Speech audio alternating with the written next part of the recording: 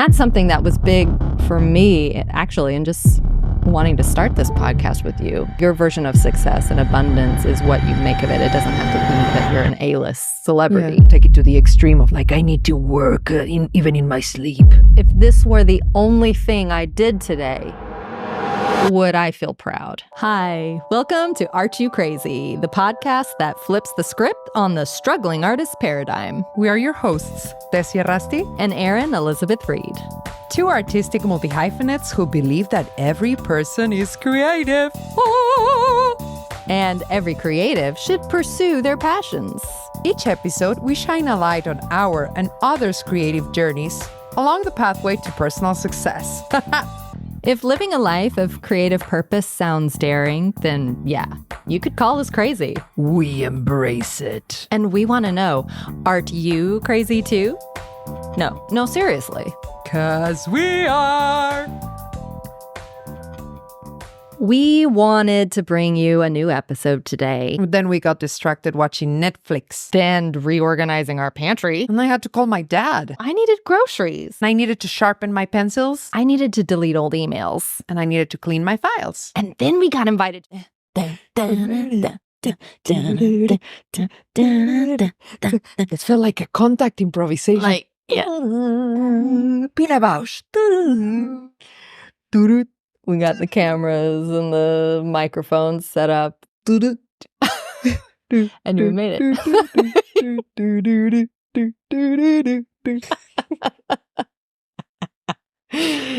And today we're going to talk about destructive distractions, sabotaging Progress. Yeah. So this topic hits home for me a lot because I find myself filling my time in ways that can make me feel productive or like I'm doing work.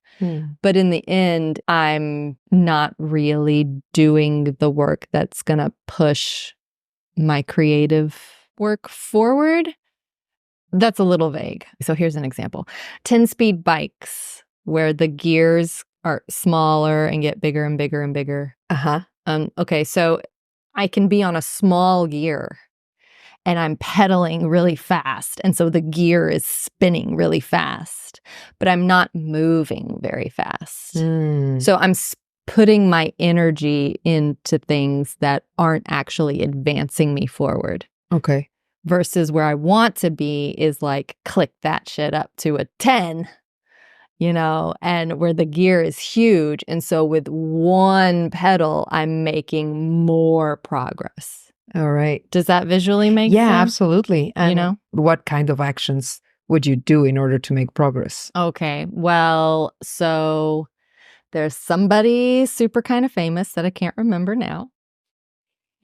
I'll drop it in the notes to the episode. Talks about doing the 5% actions that actually move your project. Well, he speaks about it in a business sense. Oh, I think it's James Wedmore. He speaks about being an entrepreneur and owning your own business. And I feel like as a creative, I have to look at myself as a business in that sense. So we can spend a lot of time on tiny little tasks that aren't the important types of tasks that actually advance your work. They're things that anybody could do. Yeah. Like anybody can organize your to-do list. Anybody can wash your laundry. Yeah. These are outside the realm of a specific creative project. But you, in your zone of genius, only you can do like the top 5% work that actually moves your career forward. Okay. So like if you need to bring on a producer to your project, you need to be the one to be making that connection. Yeah. Does that make sense? If you're writing a book, you need to be the one that sits down at your computer or your typewriter or your notepad and put words on a page. Nobody else can do that for you. Yeah. Somebody else can edit it for you. Somebody else can format it for you. Can correct the spelling. Yep. And so if we start with the small things, like, if all I want to do all day is sharpen my pencils before I draw, like, yeah, that's a necessary step, but how much time am I going to spend on that? I will watch movies or stream series or shows in the name of doing research. Okay. I think it's a valid use of time. Mhm. But if I allow myself to just only spend time doing that research, gathering that data, taking in those stories for inspiration, then I've just become a passive consumer of entertainment, just like anybody else. I'm not actually in the process of creating. I can lie to myself and tell myself I am. Yeah. But I'm sabotaging my own progress because I'm not actually doing the thing. Yeah. Yeah. Oof. Oh my God. So we have some banana bread. Oh, he has and Lenu the he has cat. a fascination with bread. So Lenu. Oh, this cat, I tell you. First he terrorizes us in the small booth, and now he wants to eat our banana bread that you made for this beautiful production day. Crazy, crazy, crazy. Aren't you crazy? Aren't you crazy? We've got a crazy cat. Yeah. Only things that happen in my life. So for me, it's those 5% actions that scare me. Yeah. They terrify me because I think I know that things could actually go forward. Like I would make progress. This is what happens when you try to record. Are you crazy? Leno takes over the spot, although he's invisible, not on the camera ever. If it scares you, if you're afraid of it, that's the way to go. Mm-hmm. That's the actual thing that's going to actually make you grow or push you forward. Mm-hmm. Where you put your heart focus. If you're directed towards the thing that's pulling on your heart, your purpose. Yeah. And that's something that was big for me, actually, and just wanting to start this podcast with you, is being able to talk about being an artist, being a creative, and not being a quote unquote starving artist. Oh yeah, absolutely. You know, you can have it all. Yeah.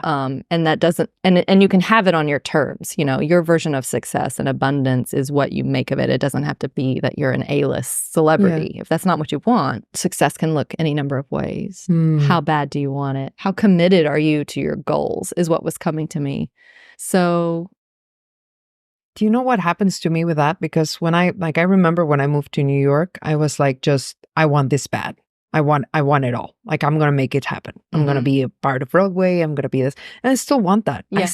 Yeah. But I did end up in like spiral of only focus on an obsessive way on the work, never getting time to rest, never getting time to have any leisure time, no fun, no watching TV, nothing. Because it had all like my 24 hours of my 365 days of the pandemic had to be doing something that would push me forward towards my career. And I started going nuts. Yeah. Like, I mean, not nuts in a bad way, but burnout. I had like, maybe I was working on like 15 or 20 projects at the same time, and none of them has been completed till this day. So it was like, I think that there's something to be said about, yes, putting that 5%, but also just picking one or two projects and focusing yourself to the fullest in those. Like if you have a personal project that is like writing a novel, and if I have a personal project that is writing play, then let's focus on finishing that book and finishing that play and doing our podcast before we move on to the other 50,000 projects that are in the sleeve. Because then you end up leaving them all in like 10%, 15%, 12%, 25%, 30%, and they're never done. They're never completed. They're always started, but never finished. That's interesting, because I know I've done that too. And that's an interesting way to sabotage your own success, by actually overworking. When you overload yourself trying to juggle too many projects or too many things at once, nothing gets done. And it's not really, I want to be soft with myself about that in terms of not shaming myself for it. Just understanding that it comes from a place of maybe of passion and drive and overestimation of what I can get done in a single day. Absolutely. Yeah. And if the more that I practice narrowing down what I attempt to do in a single day and making those few things that I do attempt to do as much as possible be in that 5% category, the quicker I see projects advancing and coming to fruition. And the quicker a project comes to fruition, the sooner I can get on to the next project on my list that I'm also super excited about. And in the meantime, obviously you'll get other jobs. Yeah. We have our survival jobs. Of course. We're working artists. We have our 9 to 5 options to keep ourselves alive. So we're always juggling with many things. Yeah. Ni muy, muy, ni tan, tan. So it's like, not too much, not too little. Yeah. Don't take it to the extreme of like, I need to work even in my sleep. And to the extreme where like, okay, what you were saying, I'm going to just watch series for research, and then 3 months go by and you're still watching the same series. Yeah. And then you just become like an armchair expert. You're like, oh, well, they shouldn't have done that. Oh, I see the writing was so terrible there. I would have written that better. It's like, oh, really? Get off your ass, sit yourself down and write something. Dare to fail. Take the action to learn and grow. Practice the craft that you say that you're interested in or committed to, especially if you say you're committed to it. Yeah. Do it. Yeah. You got to do it. Yeah. I say that for myself too. Yeah. Yourself. Let's just say that I've blocked out 2 hours of time on a Tuesday to work on my novel, for example. But if the 2-hour block comes around and I'm like, that feels too scary for me today, I think I'll just, read another novel and call it work. It's like at some point you become saturated. Yeah. In the absorption or the learning intellectually. But we don't actually learn until we put what we've absorbed into practice. Correct.